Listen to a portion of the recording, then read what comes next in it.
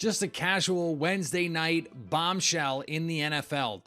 Tampa Bay Buccaneers head coach Bruce Arians is retiring from coaching. He will move to a role in the organization's front office, and in his stead, defensive coordinator Todd Bowles will take over. Joining me now from Locked On Bucs, David Harrison. And David, why make this move now here at the end of March rather than, say, 2 months ago?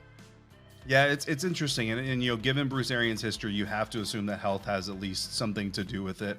Obviously, everybody was expecting to hear from him. We did hear from general manager Jason Light down at the owners meeting in Miami, but it was revealed Monday night that Bruce Arians would not be speaking to the media. And then eventually it was learned that he didn't even make the trip to Miami. And the status was that it was for personal reasons. So obviously that can mean, an extreme amount of things. And obviously you hope everything is okay. I know most of us sent out tweets or whatever saying, hopefully everything's okay with the Arians family, et cetera, et cetera.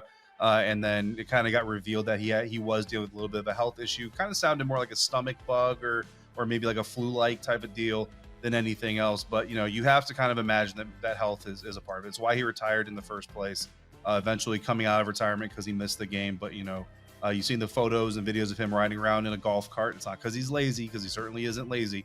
But it's to kind of minimize the strain on his body, his system, especially in the Florida heat and all those things. It's why he's not calling plays.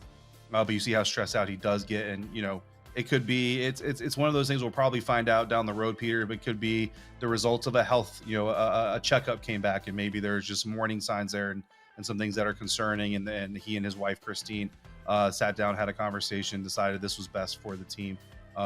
Whatever the reason is, I think the biggest point is that the team is in very capable hands with Todd Bowles, who not only obviously knows the team, the roster, the coaches, the staff, but he's got head coach experience in the great city of New York or the state of New Jersey, whatever you want to call it. So while it's not good news, right, it's definitely not the worst head coaching departure you could get right before hitting April.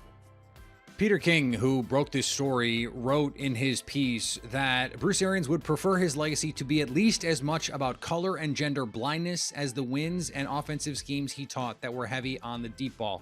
His last coaching staff in Tampa included a league-high 11 black coaches, including 3 coordinators and 2 women.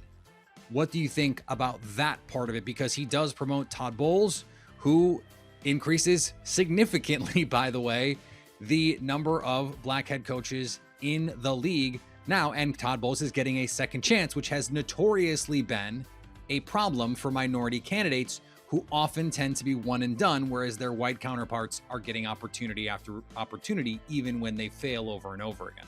Yeah, this is kind of one of the topics that we've been talking about on and off on the Locked On Bucs podcast, just leading up to the conversation that Bruce Arians' time in the NFL as a head coach was coming to an end at some point in time in the very near future, was whether it was going to be Byron or whether it was going to be Todd. And I think the biggest thing is, we have a lot of mechanisms in sports and in a lot of parts of our society that we talk about equality and we talk about equal opportunities for everybody, regardless of any of those considerations that don't impact the competence levels of any individual.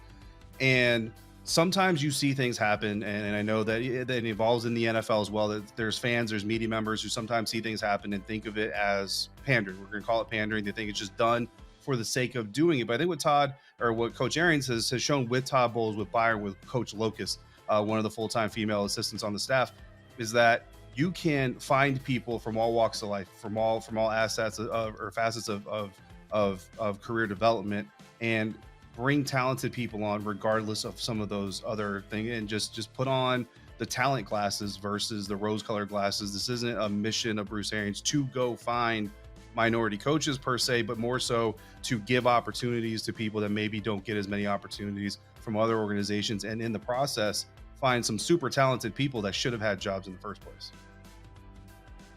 I do have to ask, because there is a cynical part of me that wonders, all right, Tom Brady, when there were rumors out there, Bruce Arians basically said, we're not trading him if he wants to come back and go play somewhere else. And there was some whispers that relationship had maybe not been as sunny as it was post Super Bowl. So how much do you think Tom Brady's voice in the room had to do with this? It's all well and good to say Bruce Arians wanted to leave this legacy, and I think that legacy is intact.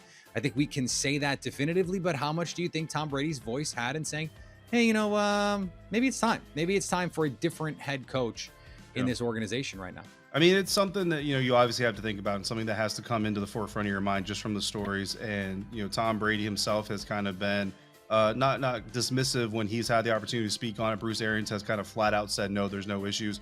Jason Light has kind of come out and said, listen, there's going to be conflict in any relationship, especially one with two people as intense as these two gentlemen are. I don't think this is Tom Brady pushing Bruce Arians out of his head coaching position, because if that was going to be the case, I feel like that conversation and that decision, if that's what it was going to be, probably would have been made before, we get into the very end of March, and probably would have happened earlier in March, or at least very early in the free agent process. So to me, while that could be a stress contributing factor, like, if you're not getting along with your quarterback in some way, shape, or form, potentially adding to the stress of the job and exacerbating some of these health concerns, sure, potentially. But I'm going to stop short in speculating that Tom Brady essentially pushed Bruce Arians out of his position.